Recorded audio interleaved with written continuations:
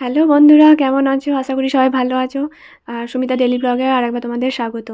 তো এখানে দেখো আমি রেডি হয়ে নিয়েছি, আর এখন বাজে ঠিক সন্ধ্যে 6টা। আর আমি যাব একটুখানি বাইরে, মানে একটা জিনিস কেনা ছিল, তাই যাবো। ওই 10 মিনিটের রাস্তা।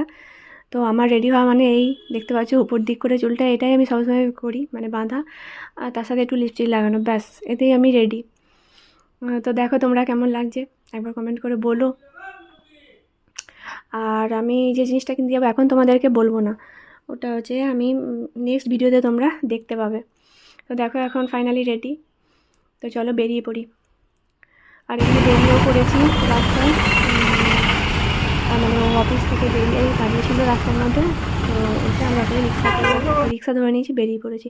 আর চলেও এসেছি। ওখানে ও ক্যামেরা অন করেনি, কারণ আমি তো কেনায় ব্যস্ত ছিলাম, আর ও ক্যামেরা অন করতে চায়নি। তো এখানে দেখো এসে ঘরে খিদে পেয়েছিল খুব, আলু ভাজা করেছি, সঙ্গে সঙ্গে মিষ্টি কিনে এনেছিলাম, দিয়ে সব খেয়ে নিচ্ছি।